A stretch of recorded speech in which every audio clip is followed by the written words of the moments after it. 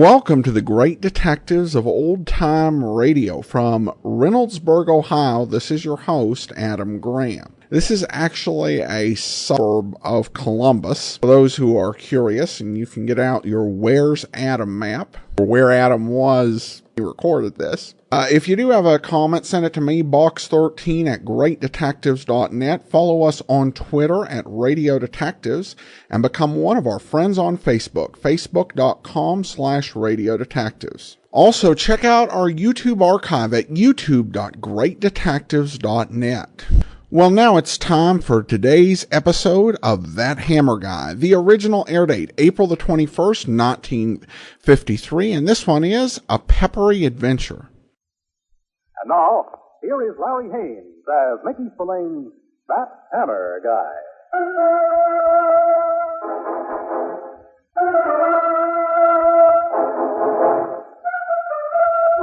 You don't mind walking down a dark, lonely street with a guy, but when he stays behind you in the shadows all the way, that's where you draw the line. Why he's picked you to tail, you can't guess. So when the footsteps behind are close enough, you slam on your brakes and wheel around. For a second, you think you see him, but it's only the wind playing kickball with yesterday's headlines. You start ambling again. As you head for the corner, you keep close to the warehouse wall. The steps stay behind you like an evil echo. And then when you turn the corner, you're sliding close to the building and wait to make your play. All right, little Sir Echo. I'll break it off if you try to keep wrestling. All right. All right, up against the wall. What do you want from me? You took the question right out of my mouth.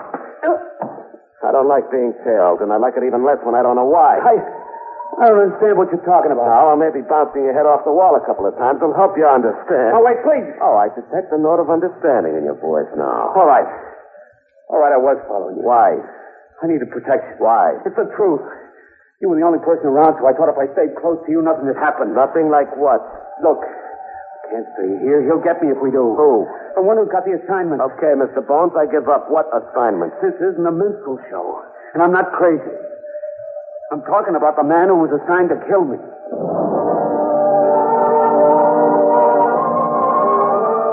You look into the little guy's pasty face, and you can see he's not kidding. He's as scared as a 7-year-old lost in a graveyard at night. In your kind of business, you develop a sixth sense. And it's telling you right now that you and the little guy are a target that a blindfold pacifist couldn't miss. You take him to a diner down the street. After you order a couple of cups of Java, he tells you his name is Pete Morrison. And the counterman slides the coffee in front of him. He huddles over it like it's the last cup of soup in a snowbound igloo.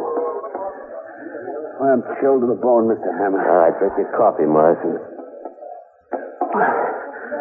I wish I was home in bed. If you stayed there in the first place, maybe there wouldn't be anybody gunning for you. Go ahead, have some more coffee. No, I can't. I had enough. Thanks. Why's this guy hunting for you, Morrison? I'd rather not talk about it now. Okay, I'll talk to you about it when we get home. Where do you live? Look, I don't want to bother you anymore. Thanks for... What's the matter? That man. Over there, looking in the window. He's the one? Yeah, I'm sure. He's coming in. All right. Reach over for that pepper shaker. Quick. Do what I tell you. Hurry up. Now take this paper napkin. Unscrew the cap of the shaker. Pour the pepper into the napkin. Go ahead. Now keep the napkin in your hand. Look. He came in. I told you he would. If he tries anything, toss the pepper in his face and then get out of here fast. I'll take care of the rest. Where'll I go? My place. 867 East 75th Street, apartment 3B. Here are the keys. You got the address?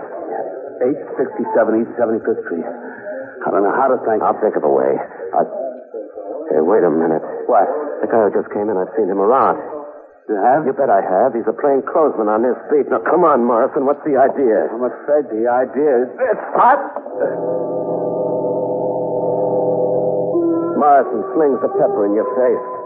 Your eyeballs feel like they've been skinned, salted, and put on a frying pan to burn. The counterman and the cops help you get your sight back, but when you have it, what you don't see makes you want to turn in your head for new parts. Morrison is gone, and you're the prize sucker in a game that nobody but him seems to know how to play. After you shake off the cops' questions, you head for home to bathe your smarting eyes. You get the passkey from the super. When you walk in, you find the place lit up like a Hollywood drugstore grand opening. I've been waiting for you, Mr. Hammer. And all the lights in your brain flash on when you see Morrison sitting in your easy chair. Honest, I'm sorry about what happened. Oh, you've no idea how sorry you're going to be. Look, I had to do what I did. Oh, sure. And I'm going to have to do what I'm going to do to you. Oh, please, let me explain. All right, you got all of 3 seconds. You really did help save my life. You can forget that stuff. Since when are cops hiring themselves out as gunsels? Believe me, I had to get away from there. Oh, sure, I believe you. I didn't have to come here and tell you this. Why do you think I did? Well, you tell me, Morrison. Because I feel you're the one person I can trust. That's not good enough. You're too full of tricks. I'm sorry if that pepper hurt your eyes. Yeah, they hurt me more from seeing you here. I just had to get away in a hurry. And the only way was to make a stir in that diner. You had to get away from whom? The one who was assigned to kill me. Oh, we're back to that routine. I'm telling you the truth. You still haven't told me who had the assignment. I don't know who he is. I just know what he looks like. And he was in that diner. Now, don't tell me about that cop. I didn't mean the cop. He was already in the diner when we got there. He was sitting in the booth just behind us. Okay, so why did he get the assignment? I don't know. Who gave it to him? I don't know. Maybe you mean you're not telling. Well, I can't tell you. That's more like it. Maybe later I'll tell you the whole story. Maybe later it'll be too late. I'll just have to take that chance. All right, so you won't tell me. I can't help myself. Maybe you'll tell somebody else. Who are you calling? Somebody who can help you help yourself.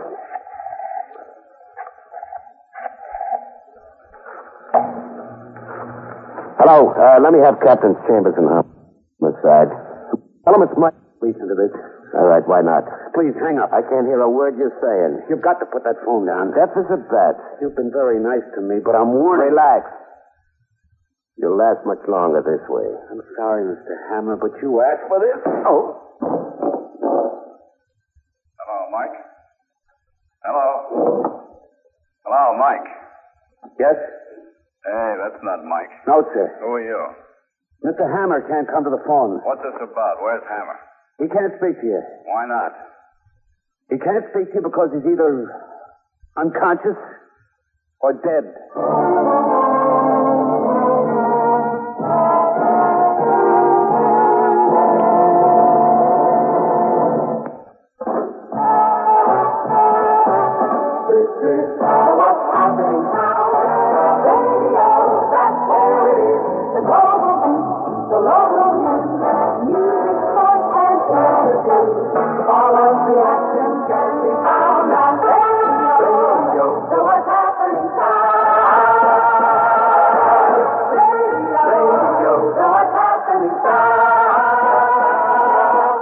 Back to the Mickey Spillane mystery, That Hammer Guy.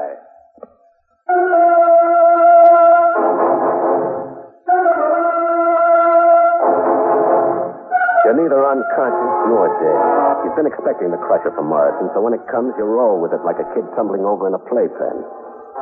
You've decided to go along with Morrison's game to find out what the score adds up to. After he takes off, you spring to life and start tailing. He leads you downtown to the village and finally ducks into an old, broken-down apartment building. You get inside fast enough to see him take the stairs through the cliff and knock on the door at the top of the flight. After the door closes behind him, you start up for that apartment.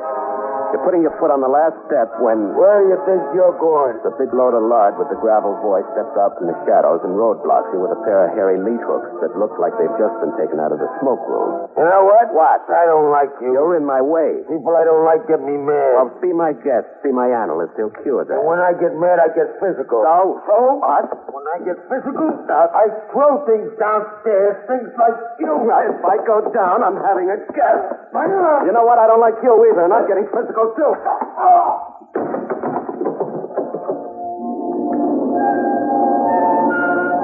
You rush down to the landing where the gorilla lies twisted like a soggy pretzel that's been floating in beer too long. You pull a mean-looking rod out of a shoulder holster. The trigger is scratched where it's been shaved for fast action. You break open the gun and empty it of the snub-nosed slugs. Then you shove it back in the holster and go back to that apartment. The nameplate on the door says Pete and Lenore Russo. Well, now at least you know Morrison's real name. You keep your finger jammed into the doorbell, but you get no results from that. You try the door, no results from that either. It's different with a back door that leads into the kitchen.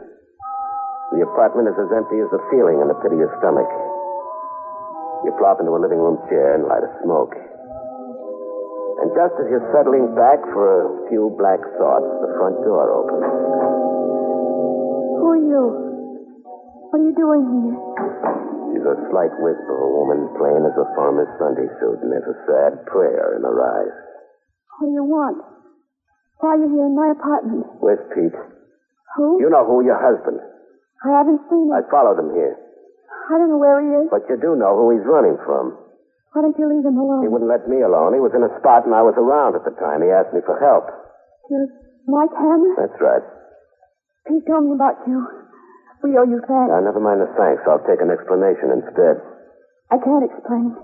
I don't know myself. Well, try anyway. I can't understand any of it, Mr. Hammer. Pete never harmed anyone before. All our life we've been decent, quiet people.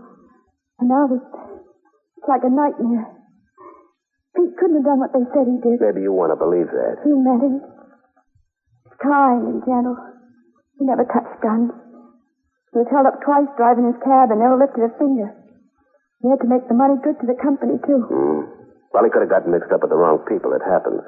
Guy can go through his whole life playing it straight, and one day a fast idea hits him. Not my husband. I only know what I see. And the people who I saw was running from the kind of thing you don't get if you keep your nose clean. I told you I don't know anything about that. Look, there was a guy outside when I came up the stairs. You could tell the kind of business he was in by the gun he carried. What do you mean? The polite word for him is assassin. Petey? Yeah, Petey. And if I don't find him before that gunsel does, you'd better think of buying a few black dresses.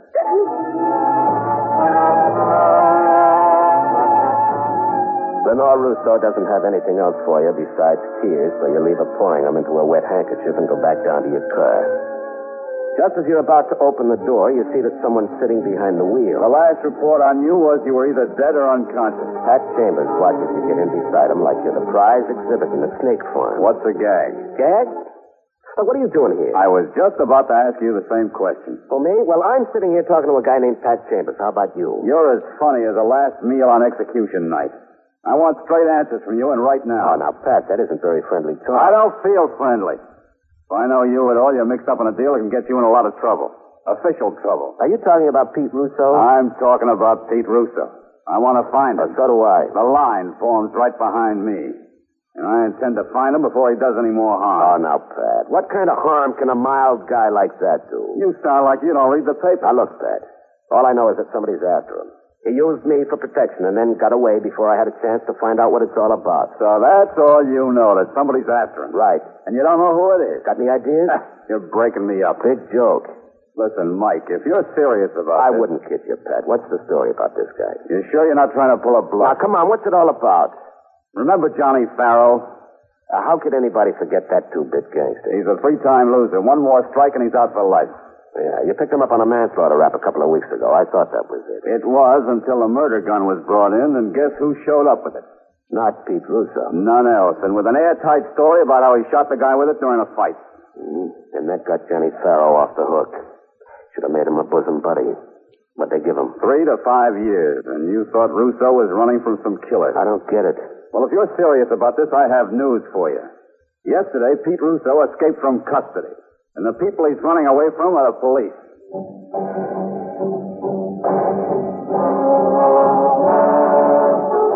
You tell Pat everything you know, and he finally lets you go after he wants you to lay off. You've got nothing on your mind but a merry-go-round full of spinning questions. So you go up to your place to sit around and try to think them through. You're batting a big fat zero when the phone call comes. I'm calling for Pete, Mr. Hammer. He decided that he wants to see you. You want to hang the phone back up in Lenore Rousseau's face, but the sight of her wringing the tears from a handkerchief keeps you from doing it. We decided we can trust you, Mr. Hammer. You're the only friend we have. What does he want to see me about? I don't know. It's something he won't even tell me. Where do I meet him? He'll meet you at your apartment in exactly 2 hours. You want to call Pat Chambers and tell him about it, but the big holes in the story need filling out. So you decide to see Russo alone first.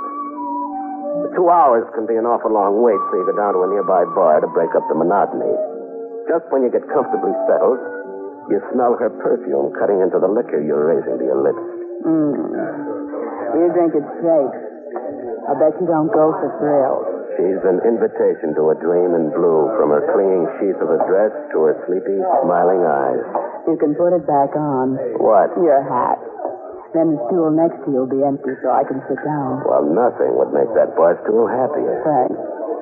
I hope you don't mind my talking to you like this. Why not? You're my idea of company. Well, that's very gallant. Can I buy you a drink? I have one, thanks. Have another. On me. Would you hand me my bag? Here you are. But I'll take a rain check on your offer if you don't mind. I like men with strong attitudes. But this is an occasion, so why not celebrate? Oh, your birthday. We women like to forget our birthdays. Let's say the occasion is just this. The first time we've met. My name's Rita. What's yours? Mike Hammer. What about that drink? Sorry. I gotta meet somebody in a few minutes. Oh, I'm jealous. It's a man.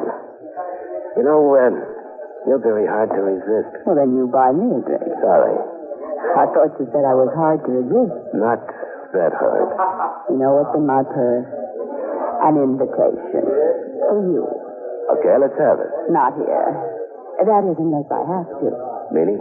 It's a gun.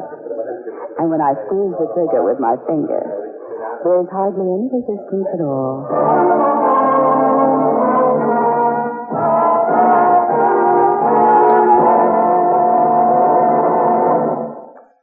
In just a moment, we'll return to That Hammer Guy.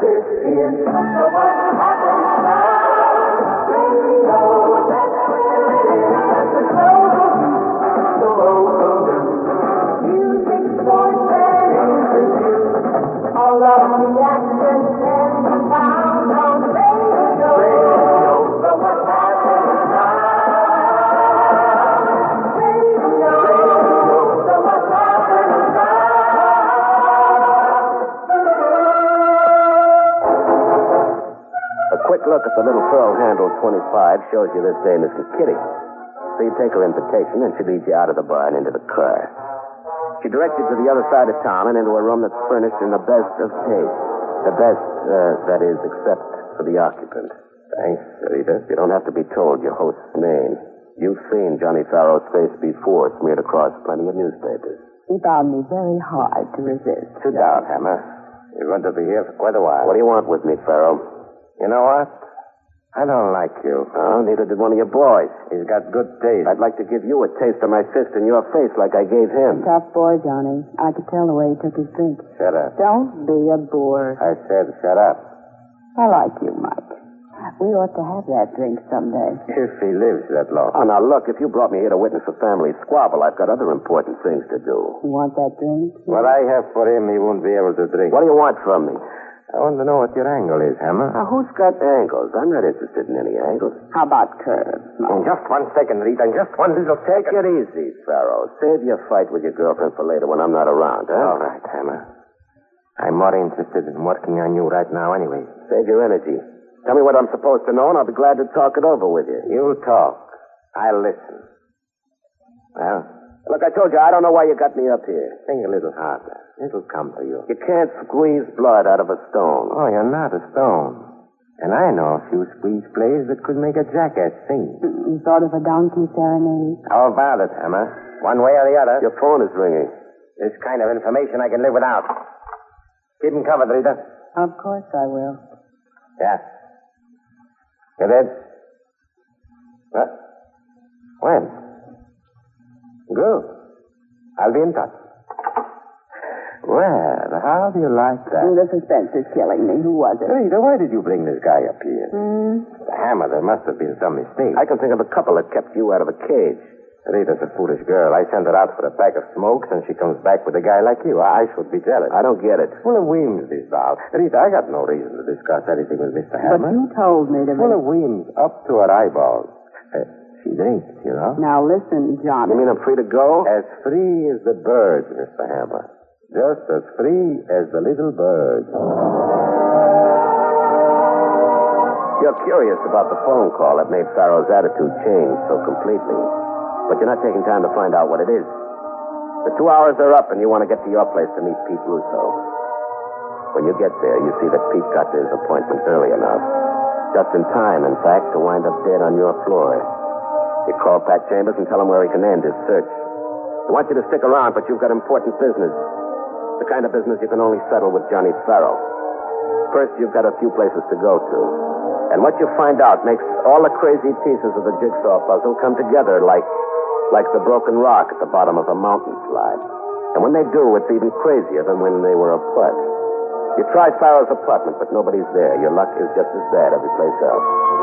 And the bad luck holds until you see her again, sitting at the end of the bar where she first met you. Lucky I came back here, Mike. I'm beginning to like you. I was looking for you. Now that you found me.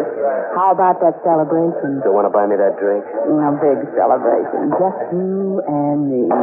What's there to celebrate this time?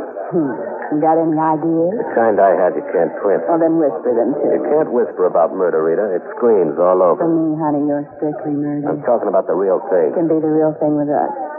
Even if it's for a little while, Mike. You don't seem to know what I'm talking about. You can't fool little Rita. You can't resist me. Now, what gives you that idea? Oh, it takes courage to go up against Johnny Farrell for a woman. Real courage.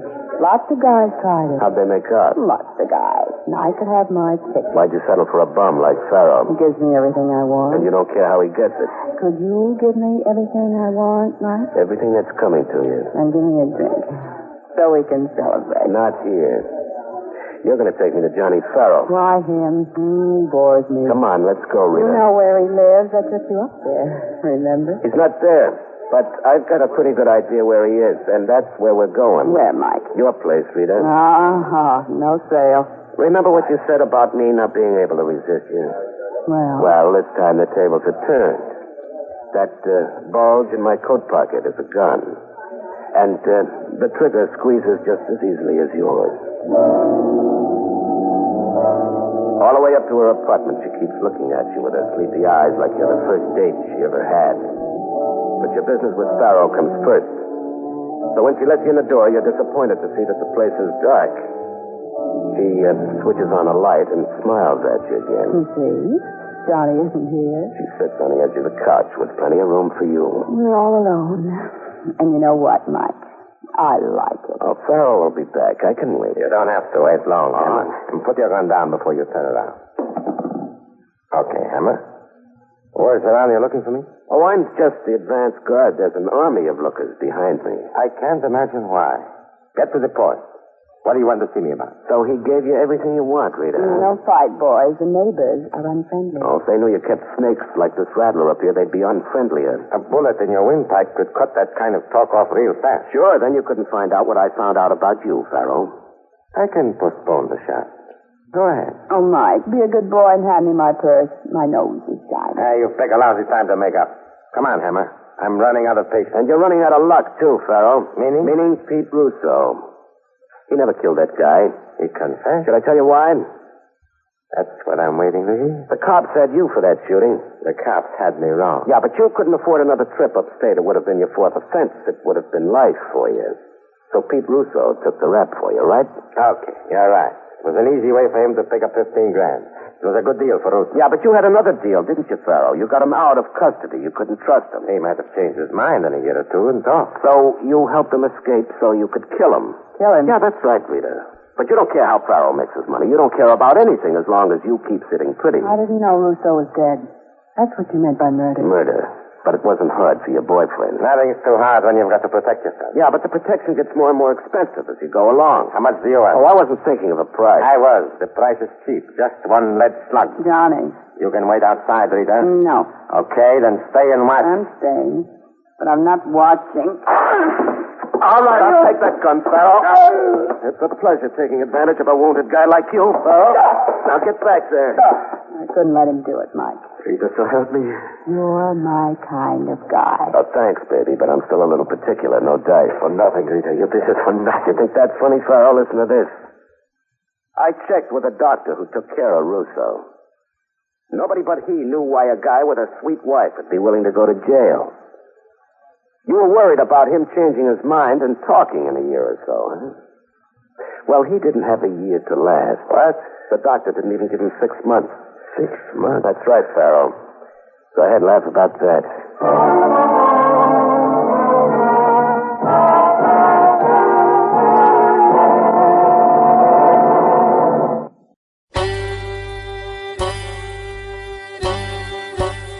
Hi, this is Andrew from OTRWesterns.com. I wanted to invite you to come take a look at our site where we put out podcasts of old-time radio westerns. Check us out at OTRWesterns.com. You're listening to The Great Detectives of Old-Time Radio with Adam Graham. Now let's get back into the show.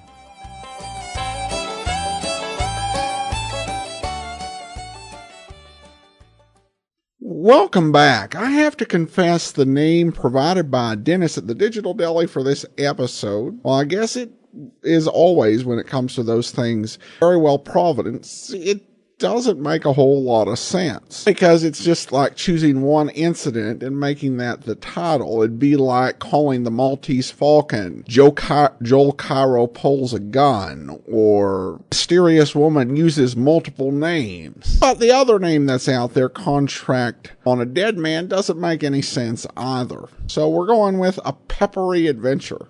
And it was odd for him to use, for Hammer to use a metaphor involving salt after that.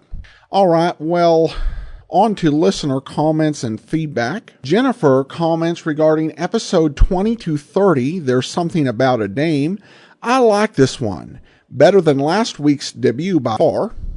And then we have a great comment or two from Tim. He writes, my father grew up in the Bayway section of Elizabeth, New Jersey during the Depression. He was small and picked on by larger boys, but then he got a protector, Mickey Spillane. For a quarter a week, he'd spread the word among the other bullies to lay off his clients. All the thugs deferred to Mickey, who did not bully himself, but saw nothing wrong with profiting off those who did. A quarter a week was real money in the 30s, but little Joe survived Bayway. When Mickey Spillane started doing light beer ads, my father went into his dresser drawer and extracted a tiny photograph of a sharp-dressed 12-year-old in a fedora, snipped from an arcade photo booth roll. If a boy gave you trouble, you'd show the photo. If he had any sense, he'd back off. If he didn't, there would be consequences. From Mickey. A very interesting story of Mickey Spillane, child bodyguard for hire. Definitely a very colorful character, and appreciated that anecdote, Tim. All right, that will do it for today. Join us back here tomorrow for Richard Diamond. And then next Tuesday, it's another episode of That Hammer Guy. In the meantime, send your comments to box13@greatdetectives.net. Follow us on Twitter @Radio Detectives and become one of our friends on Facebook.